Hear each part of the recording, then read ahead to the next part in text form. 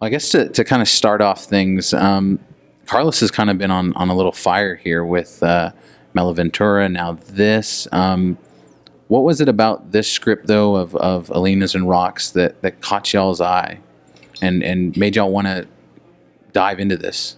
There's it's a story about a bunch of friends coming back together, and the way it's written, the characters are so great that each one is so specific. They're so much fun to play. So immediately from that, you're like, oh, I get to dig my teeth in and play this, guy who looks like he's living in the woods and has a lot of feelings, sign me up. Yeah. It's true. It's true. What he says is true. And also, I, like you said, the characters are so well written in the sense that they're very relatable. Like each one of them, I feel like you've known somebody like that. I've been in situations like that.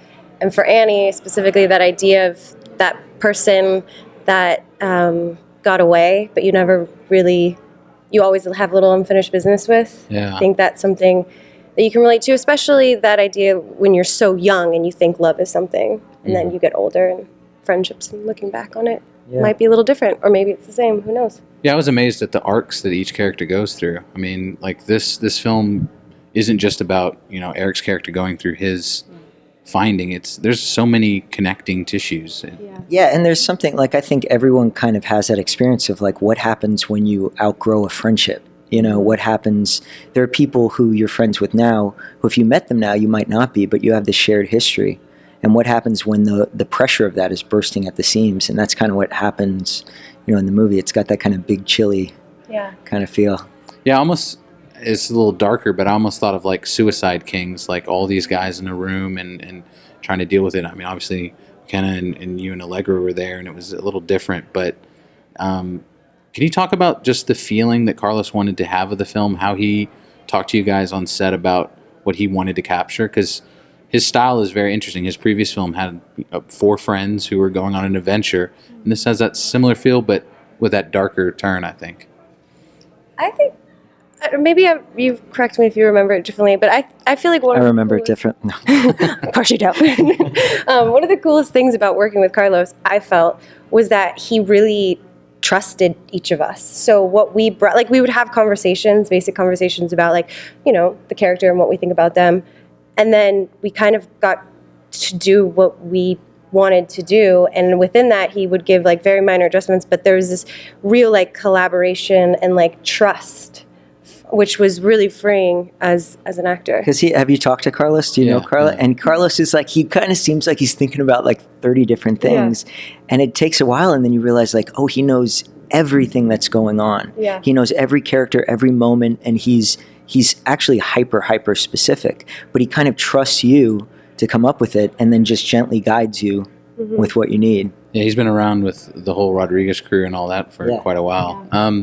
I'm kind of curious, we were talking before about shooting in upstate New York, and talk about the house and then about the weather and the change in weather that occurred. Yeah, it was kind of crazy because the whole first part of the movie is this guy coming home to his childhood home, and the day we shot that, it was green.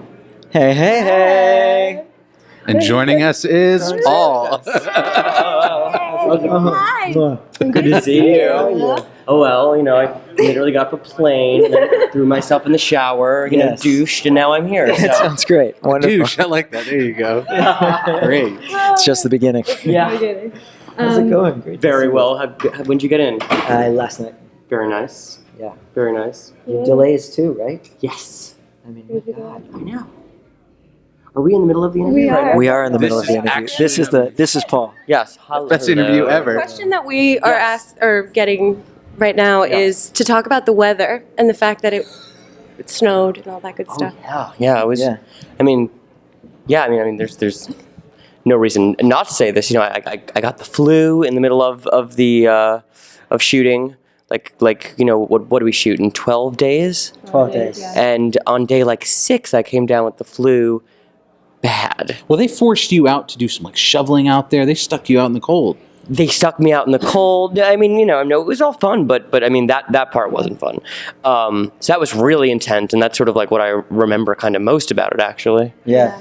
And what I was saying is the whole movie, so he's coming back home, and he's to kind of face this, and he made a film that kind of dealt with issues that we all shared as friends, Right. and he's coming home to deal with it. And then when they shot that first stuff, it was green.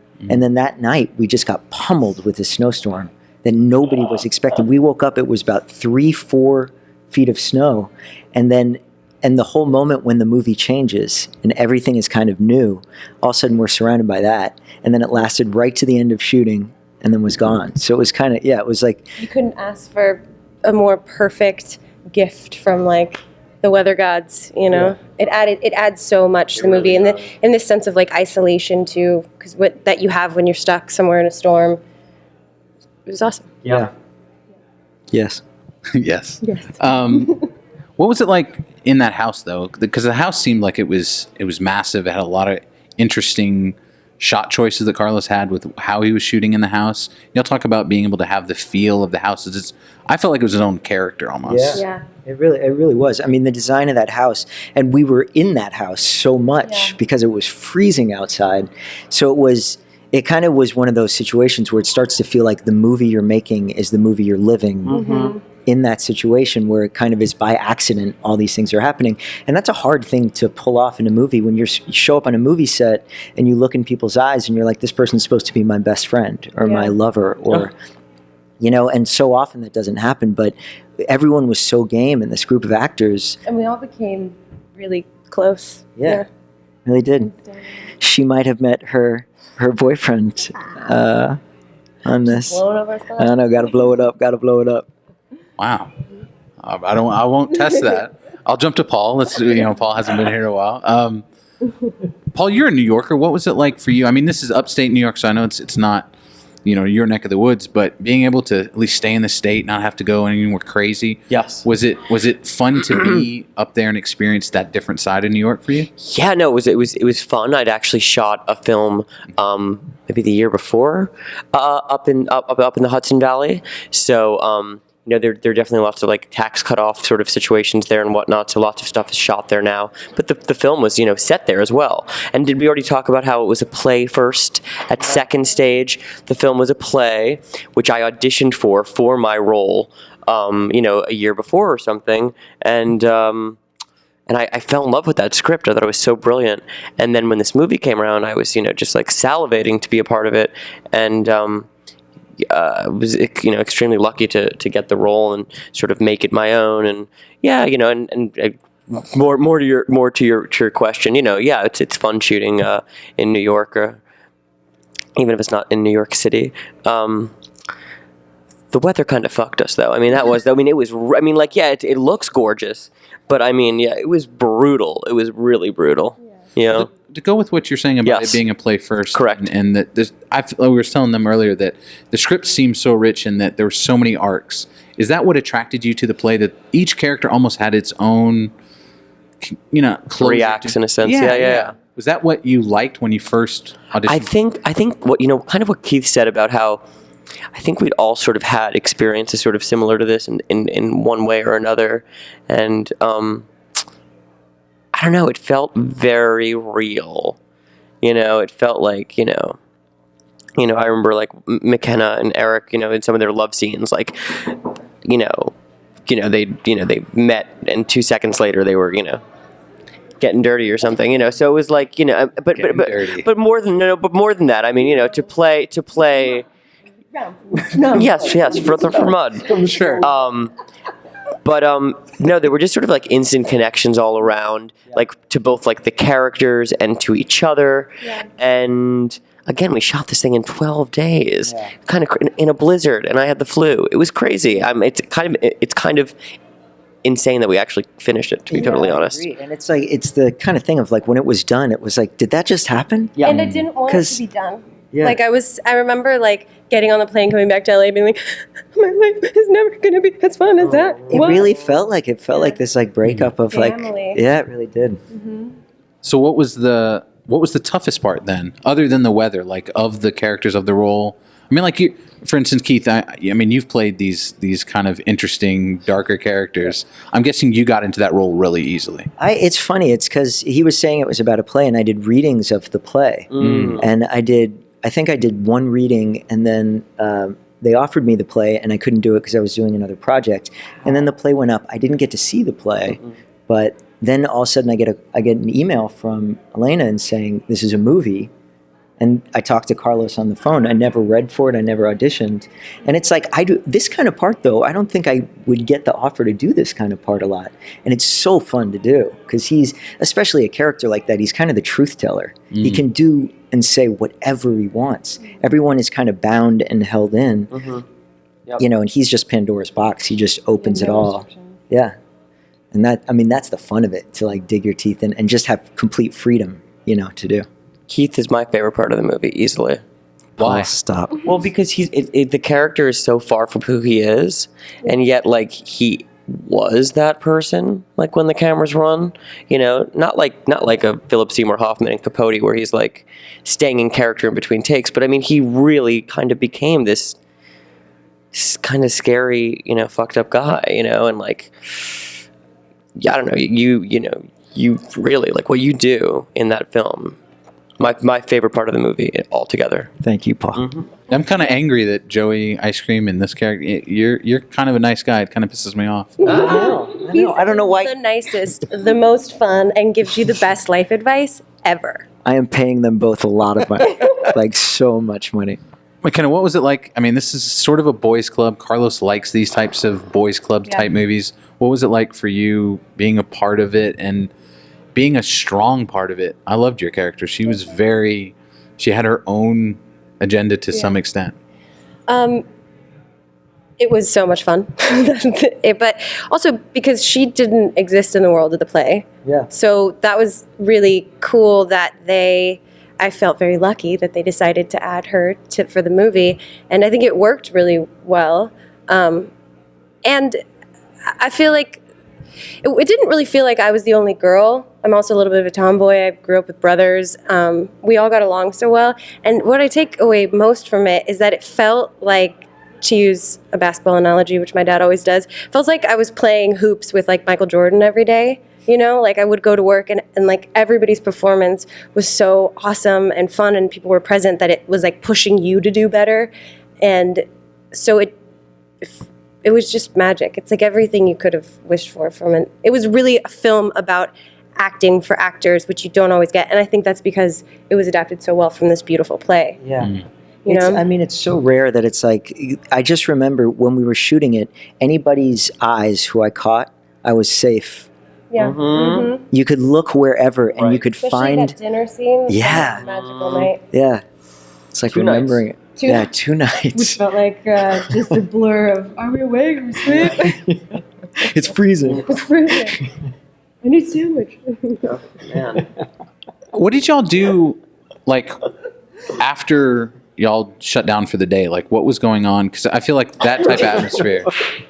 Cut the camera. Cut the camera. Can't really talk. Well, Yeah. I like I said before, I got sick, so like I wasn't partaking in a lot of the fun. Unfortunately, these guys had a lot of fun every night. I was healing and smoking pot, but they were doing their own thing. And then We're in Austin. That works. yeah, great. I need to connect. And the other fun thing that we did was in the house that we were shooting in, there was this really fancy bathroom and this really fancy bidet. Oh my gosh, you're telling the bidet story. So Tell a bidet story. So- Go right ahead. So it was the type of thing where you sat down and you sort of like controlled the temperature, how far it was like the temperature of the how water. hard it was going. First of all, let's get it straight. Yeah. There was front cleansing and there was rear cleansing. There was also and vibration, and you could choose the different levels, high, medium, or high. Yeah. So you would have to take your iPhone. Oh yeah, and no, go, so we made a game of it then. After like one person, discovered how wonderful it was. It was Glenn. It was all Glenn. Then it was Glenn. Okay. and we're still waiting, and you had to tape just your face while you're sitting on the bidet and your reaction to the bidet as it's happening. So wait, everyone was on this bidet? We not at the same time. Yeah, Can we but play at the video? different times. All of us using the bidet, yes. And it was like everyone cast and crew. The best was Patrick, who was like one of our assistants, because he was genuine. He was like, "Oh my god, oh my god!" But it was like so genuine. And this is probably gross and not funny to anyone, It's but it was very- hilarious for us. It's very personal. The feeling is very personal. It was would Family hope Guys. so. I have no idea where to go from that. That could be like a viral. No, it will never be seen. We should use that. I'm sure we need the press. Well, let's talk about Anything else? wow, bringing it to a writers' festival, and this being a play first, and being a very well written play, a real well written script. That these guys are good, Alina and Rock. Like, can y'all talk about reading it and just enjoying where they took these characters? Yeah, I mean, they really did. They knew these characters so well, and sometimes you have a director who knows a character and then tries to get you to know the character in the way they see it. And that really, like McKenna said, that wasn't the case with this. They let us create however we wanted to create, you know, these people. And like we're saying, we had this makeup artist from Mexico City, who was wonderful, and he has got the tape. Wonderful. Yeah, I forget his name though, but go ahead. This is yeah. We shot this movie 20 years ago. I don't remember this shit, but yeah. I don't think anybody remembers this shit.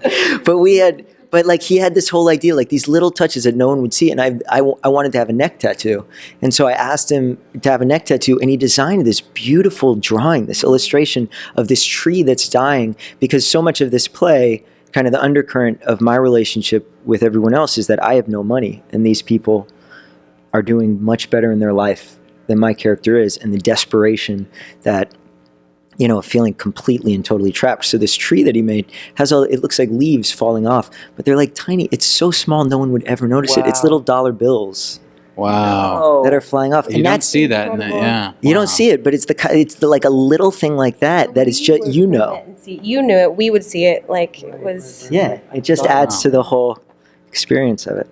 to go from bidets to that emotional. I know. Here's just a hypothetical. If you had the chance to talk with someone that you hadn't seen in that amount of time, 20 years, that you could say something to, who would you want to talk to? You don't have to give names, but what type of person? Someone you hurt, someone maybe you miss? What would be the connection you would want to close? That's a big old question. Yeah, it's a good question. We can take a break if y'all need. I have a best friend, an actor friend. We went to Performing Arts High School in Manhattan together, and we had, you know, the silliest falling out years ago, and we've never reconciled, and we were like brothers. And he's doing very well in his career for the most part. And yeah, so that's, I don't know, that's one person that comes to mind for me. Yeah, I feel lucky that I'm friends with a lot of people that I grew up with, but there are a couple of people who I was best friends even for like 3 or 4 years, but we were like best friends that I'm not on Facebook, I'm not on any of that, so I have no idea where they are or what they're doing, and I just would be so curious, because it's, you know, you can reconnect with those old friends and just in a second, you know, you're right back. McKenna? Oh no. But yeah, I can't think of a specific person, because like you were saying, I'm also pretty lucky. I have this like incredible group of like core girlfriends from high school, and we're all still really close, and we see each other. But we were actually having this conversation the other night about social media and the fact that sometimes by accident, you don't realize that it's replacing an actual like phone call reach out. You're like, oh, I know what they're doing because I interacted with 2 little likes on their thing, and I know her daughter's doing this. But that idea of like sitting down, so from that standpoint, so many people in my life, like to be able to have a weekend where you can spend time, like they got to spend time in the movie and really connect with your friends that way. The older we get, it's harder because everybody's working and doing things. And then we also live in a society where, for all the wonderful things that social media does, it does create a little bit of like a disconnect where you don't really like get the time with people the way we do like this. Yeah, and that, I mean, the movie is kind of the other side of that. Everyone, for this time, there are no escapes. You are trapped in a house with each other. And what do you As do? we actually were. As we were in the free. Did we mention it was cold? Yeah. I'm curious about the title. Did it, Carlos? Was it always the bad guys? That was the play. Yeah. The Yeah. play was the bad guys. Yeah. I was always drawn. I love that title. I love the title. Yeah. Yeah. Because it's everybody's kind of bad guys and not bad guys. Correct. Yeah. You don't know who is the bad guy. Yeah. Yeah. In the end, they all, you know. You don't know. Yeah. I still don't know. We don't know. Yeah. We'll figure it out one day. Yeah. Well, just to kind of final question for you guys all. I know you guys want to see this movie go further, but what's next in y'all's career, and what can we see you guys hopefully in? I just I did a TNT series with Ed Burns and Steven Spielberg called Public Morals. Yeah. That just finished its run of 10 episodes. We'll be waiting to hear, hopefully in a couple of weeks, if we have a season 2. So waiting on that, yeah. Hopefully, for the love of God. I just finished the off-Broadway play Mercury Fur by Philip Ridley in New York, Yeah. which was genuinely one of the greatest plays or theater experiences I've ever been a part of, and that was all summer. And I am supposed to be doing a film with Daniel Radcliffe called College Republicans about Karl Rove and Lee Atwater rigging the Young National Republican Committee Very cool. in the early 70s, like during the Watergate stuff. Anyway, so the movie is sort of on shaky ground with financial standings, but hopefully it like pulls it together. And yeah, that should be next. Knock on wood. Been around for Forever. yeah, for a while. Forever. Yeah. There were That's 20, so and fun. it cycled through like all the different Yeah, direct. whoever the hot actors at the moment has been. You know. And now it's you. No, I'm a supporting character. You know, a character. But no, I'm just happy to be in it. McKenna? No. I'm honestly not sure what's next, but I'm excited auditioning and doing all that stuff. I will say that the reason Eric's not here is because he's shooting right now at this moment on Major Crimes. So Cool. he has like this awesome guest spot on that should be Good for him. Yeah, and around Christmas, early Christmas. and Glenn, who and plays Glenn. is doing great. He's on that show Scream Queens, Right. And he's shooting Expendables 17 or whatever it is. And I have a one episode like mini guest star on Girls, the new season that comes out Yeah. in January. So episode, I think it's the 8th episode of the season. McKenna, since you didn't have anything, I'm curious. You brought up basketball, so I've got a basketball And I'm question. once again playing a bad actor. Oh, In Girls, I'm Oh, playing it, which because I was playing an actor. All right. yeah. I love that. It's like since you don't have anything, you're not busy. I'm curious. You brought up basketball love. Are you a big basketball fan? Well, my dad was a high school basketball coach, so I grew up with my father being this amazing basketball coach, and he brought his girls to CCS championships like numerous times. It was a huge part of my life, and so we all like if we would get in trouble from my dad, our punishment would be like, okay, you have to do X amount of layups outside or sit-ups or push-ups. Like that was like the punishment, and everything in my life is a basketball analogy from my dad. So So can you do layups both hands, like left and right? for sure. I mean, the real tragedy for my father is that we're all real short in my family. So he never got his John Stockton. None of us really turned out to be that for him. But we all played ball, and he put in a floodlight in our front yard so that we could like play in the night. And yeah.